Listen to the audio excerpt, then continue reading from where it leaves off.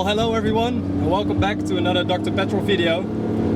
You find me behind the wheel of a very special car because today we're taking a look at the Ferrari 365 GTC4, courtesy of S2 Classic Cars. But before we take this car for a further drive, let's first look at how special this car is.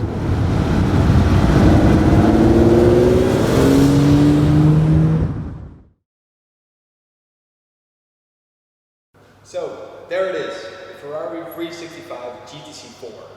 This car was first introduced at the 1971 Geneva Motor Show, and it was only produced for 2 years in 1971 and 1972. And in those 2 years, Ferrari only built 500 of these. That makes this car way rarer than, for instance, a Lamborghini Miura or its sister car, the Ferrari 365 GTB4 Berlinetta, of which 1,400 were made. This car is absolutely beautiful. It is super rare, and it only cost $27,500 back in 1971. In today's money, that would be $171,000, which, if you think about it, is really not that much for a V12 Ferrari. The GTC4 was meant to be a more conservative, less aggressively styled coupe cousin to the 365 GTB4 Berlinetta.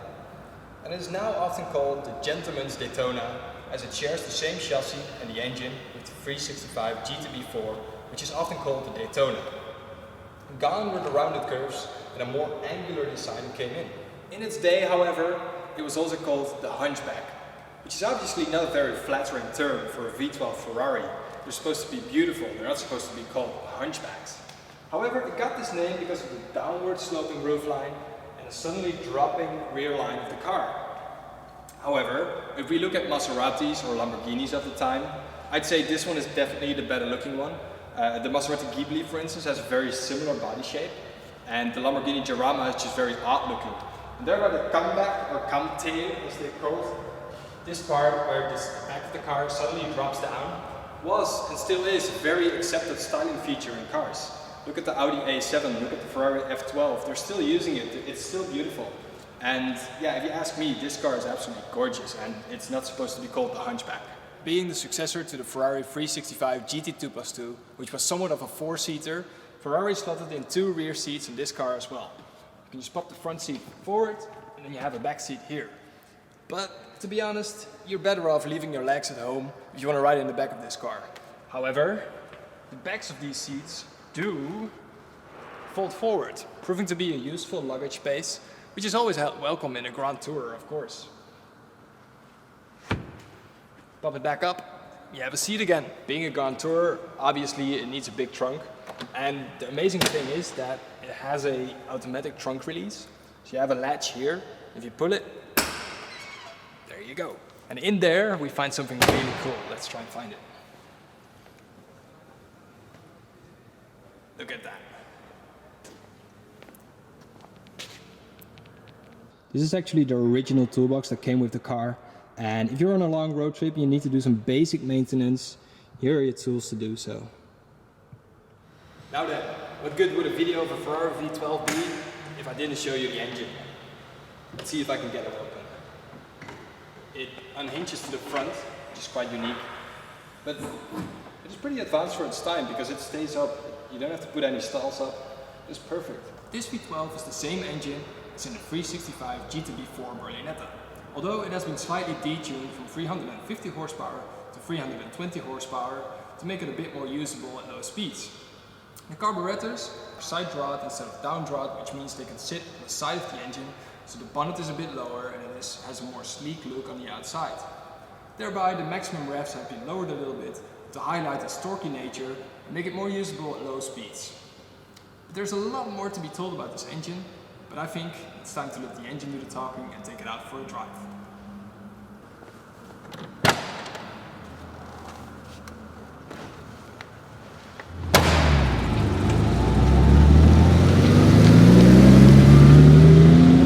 This Ferrari was meant to be a Grand Tourer, and like a real Grand Tourer, it drives like a charm.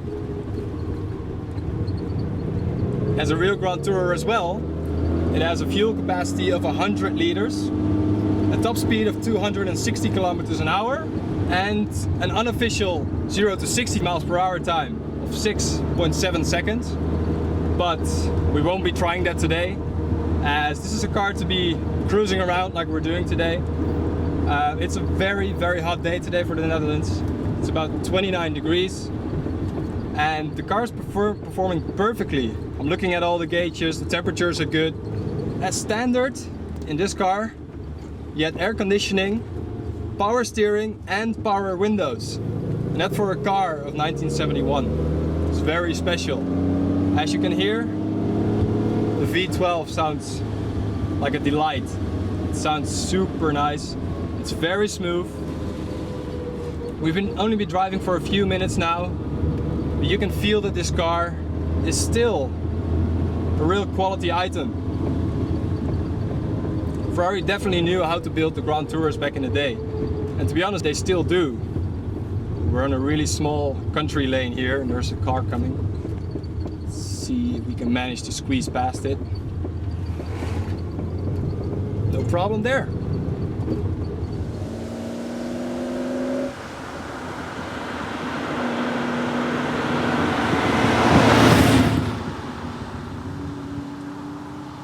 As you'd expect with a car that's over 40 years old, the clutch is a bit heavy, the brake pedal is a bit heavy, but it all performs perfectly well. This car has been maintained really well. It was first sold new in Italy. It then made its way all the way down to Australia, where it spent a good portion of its life. It's been to Japan in between as well. So this car has actually seen probably more of the world than I have. And now it's back here in the Netherlands. And it's for sale as well. S2 Classics have a really nice collection of classic cars. Most of them are for sale. And a huge thanks to them for making this possible. But yeah, I mean, this car, it's super smooth. You can feel the torque of the engine as well. Even in low revs, you feel the torque. It wants to go. It has plenty of power with 320 horsepower. Even though it's the slightly detuned V12, I'd say this is plenty of power. I've not even touched the throttle like even halfway. I'm taking it real easy today because I don't want to mess this car up. But yeah, this is such a unique opportunity.